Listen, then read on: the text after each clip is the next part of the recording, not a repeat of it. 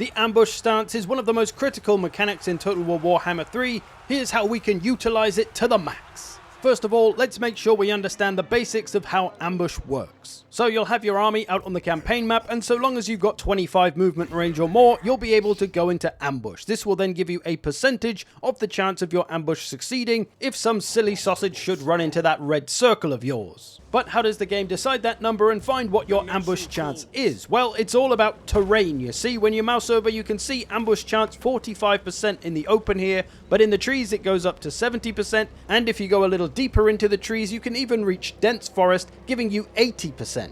So the terrain you're stood on is the biggest determining factor of your ambush success chance. So quite simply, whenever you're setting up an ambush, look out for some forest, light forest, dense forest. This could increase your success chance by 30 or 40% over just standing out in the open anyway. But even different open terrain has different numbers. Desert or tundra/snow is 40, grassland or chaotic wasteland is 45, mountains are 70, and if you want to see them all, here's the little table for it, and you can see that hilly light forest is actually better than just regular light forest by 10%, so useful to know. Where have my testicles gone? Useful to know to look out for those more hilly areas for a better ambush. So when you want to set up an ambush, check around to see where can give you the best success chance. Now, while terrain is the biggest factor in ambush chance, it's not the only one. Some factions are just more sneaky than others, and sometimes just a certain legendary lord might be more sneaky than everyone else in the faction. For example, the Skaven are one of the sneakiest factions in the game, and Deathmaster Snitch especially. He starts with 25% ambush chance right from the get-go. Then he has this skill Jump Scare that'll give 20%. He also has Ancient Cunning that'll give 30%. So that's 75% right there, and that'll stack with the terrain chances, so it's easy for him to hit 100%. The Beastmen are another one of these sneaky factions, and just like the Skaven, they have the ability to ambush you just by attacking your army. They don't have to sit there and wait. If they just attack you and come at you, they can potentially ambush you. And while that's mostly reserved to the Skaven and Beastmen, there are a few random lords that do also have this as well, like Elithanar for the High Elves, or Skarsnik for the Greenskins. And again, these factions might have skill points or technologies to buff up their ambush chances. But a lord can go the other way as well, like Volkmar. He has no ambush success chance buffs, and he can't get any skill points to buff it up either. Or you might get somebody in the middle like Gorbad, who doesn't have any base ambush chance traits, but he can get 30% from the out-cleverin skill. So there are just some lords and factions that are built more for ambushing and others not so much, but it doesn't mean they can't do ambush as well. You'll just have to look for things like heroes that give extra ambush chance, like here the Night Goblin Big Boss gives 10%, for Volkmar the Witch Hunter gives 20%. There's this Ambushcator trait that you get once you've done a bunch of ambushes, so there's plenty of ways to buff up ambush chance for any lord, but just be aware that some factions and lords are more dangerous at it, and thus you should be aware of that if you take them on. And the only other thing factoring into ambush chance is ambush defense chance, which is typically a trait that those that aren't very good at ambushes have. Take old Boris here of Kislev. He has the alert skill, which many lords have, that can give up to 30% ambush defense chance. And I believe that that defense chance number comes off of the enemy's ambush success chance. So if Snitch is sat there with a 100% success chance and you run into him, but you've got this 30% chance, well, that means he's only got a 70% chance of getting you, and thus you might not get ambushed. But if you didn't have that defense chance, then he would have his 100% and you would be screwed. Again, there's a few sources of ambush defense chance, but one of the best ones is your in-camp stance of your faction. This gives 75% ambush defense chance, so really minimizes the chance that you're going to get ambushed. And in theory, if you did have that 30% ambush defense chance coupled with the 75, that gives you over 100, so you should be unambushable. So if you're going to war and pushing on the territory of the Skaven or Beastmen, for example, it's probably a good idea to move in camp stance as much as possible, at the expense of your movement range, of course.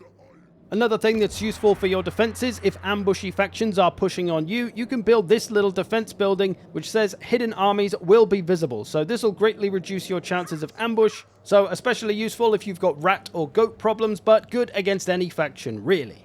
So now we understand all about the ambush success chances. We now want to think a little bit deeper about the placement of where we're going to ambush, because of course, as I say, we want to be in trees and stuff, but you've got to kind of be in the line of where the enemy's going to go. So that red circle, if they hit that, that's when you're going to activate the ambush. So if we stand too far over here in the dense forest, there's a good chance no one's going to come that way, so we're just going to miss with our ambush. So although it's going to give us 10% less chance, we're going to be better off in the light trees here, as we can still slightly cover the road. You see our red circle is just about touching the road, so if the enemy comes down here, there was an army at Zavas Astra, so if they try to come for Wolfenburg, we should be able to get the ambush on them, or if this Festus army tries to go for it, they'll definitely run into us. So you got to try and predict where the enemy's going to go. What's their A and B? Where are they going from, and where are they trying to get to? And wherever that is, put yourself in the middle of it in ambush with the best chance possible, and that's going to be good, right?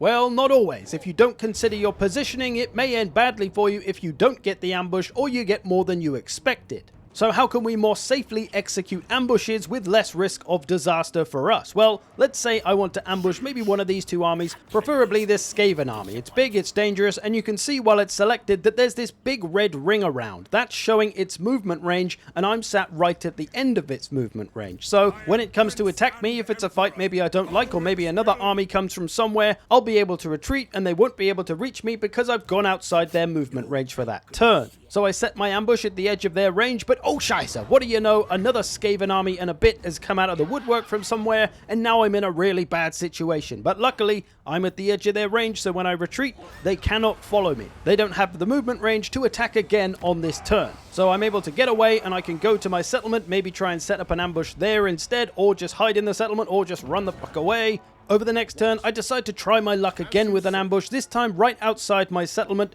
and while I'm not going to be able to run out of their range this time, I will be able to stay in the reinforcement of my garrison. So still potential we might get attacked, not completely risk-free, but we should still be able to get support with the garrison's help. Over this turn, they do manage to spot my ambush and do come at me with a third army now. They got 3 full stacks and a bit. Don't know where that third one came from, so definitely screwed if I try to fight this, so I've got no choice but to retreat, and I get pretty lucky in this one, as only 2 armies have pursued me, meaning I can get a Pyrrhic victory or to resolve, so I'm going to survive that just about. I did get pretty lucky in this situation, but you can see positioning is kind of saving us here, whether you're using garrisons or just staying at the edge of their range. And with the smart usage of ambushes, you can win 2-on-1, 3-on-1 army situations, but you got to be careful, give yourself a way out just in case it goes wrong. So just another thing to consider when setting up your ambushes, click on the enemy armies, see where their little red borders are, check out their movement range to know where you can be safe.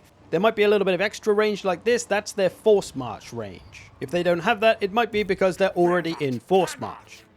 Now, a couple of situations where ambushing can be useful. Let's say you've got an army and you want to push on a settlement, but this is a settlement with a pretty big garrison, 16 units, that's a big fight in itself, but then there's a big army next to it as well. You can't take on both, you need to separate the army from the garrison. Well, this is where an ambush could come in handy, so we'll go outside our settlement, pop ourselves into ambush. Now to the enemy, we've seemingly disappeared, and it just looks like a nice, easily takeable, undefended settlement for them, so they're going to rush up and try to take it. But unfortunately, we didn't get the ambush, but they still have attacked the settlement, and it's a big advantage for us now. So we give them a quick bonk on the head, that's the army dealt with. Now their settlement is undefended, and an easy take for us. Maybe you're in a bit of a bad spot, you got a little settlement with a small garrison and a small army, but there's 2 big armies nearby who may well congregate on you, so we need to divide them up and take them on one at a time. Again though, we want to be cautious of their movement range, and as we can see, this army isn't anywhere near us, but it might be able to force march to support the other one, which can reach us and attack us this next turn.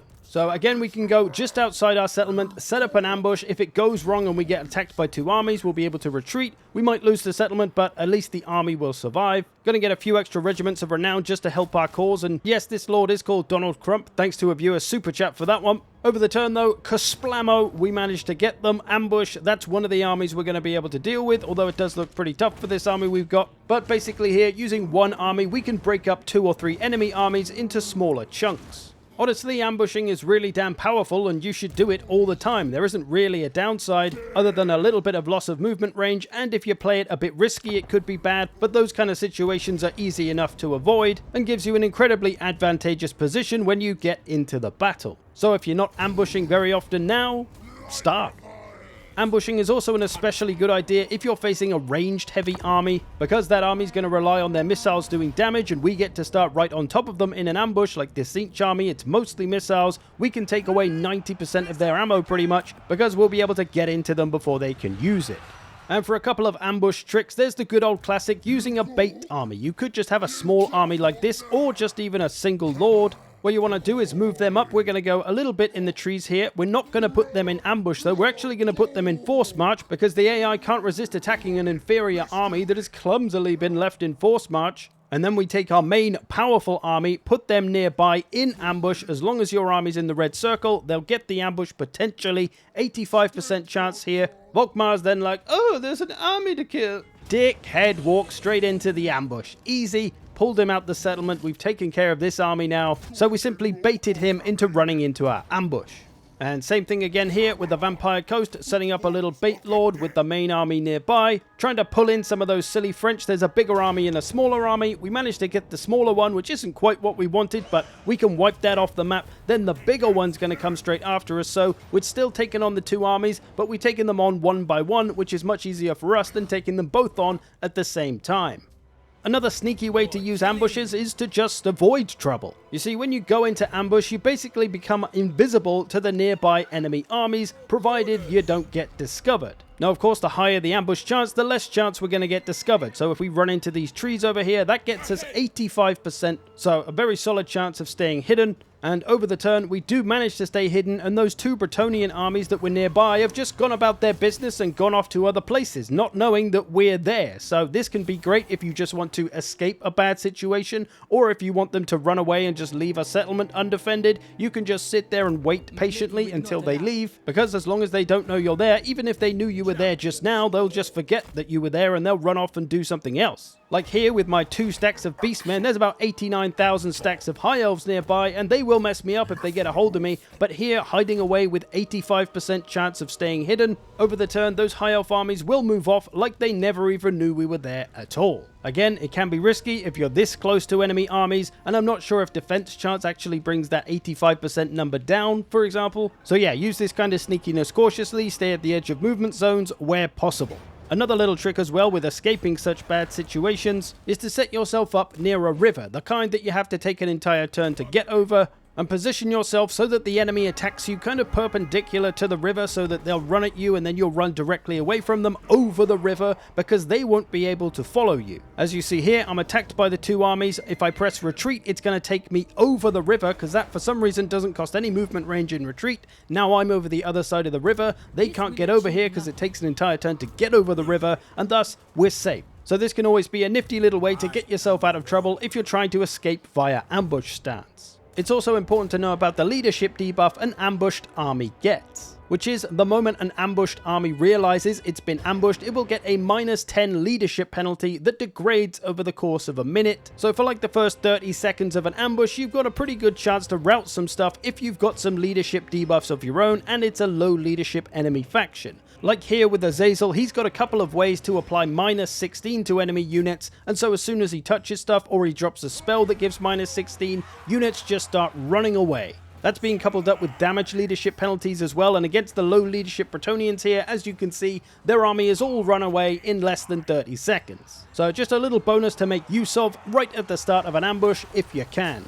So there we go, the powerful world of ambushes. Try to make use of them as much as possible. They can be a big game changer. I hope you've enjoyed this. Thanks for watching. Thanks to all the patrons and YouTube members who support this channel. Check those out if you'd like to consider doing it yourself. Otherwise, I will see you in the future.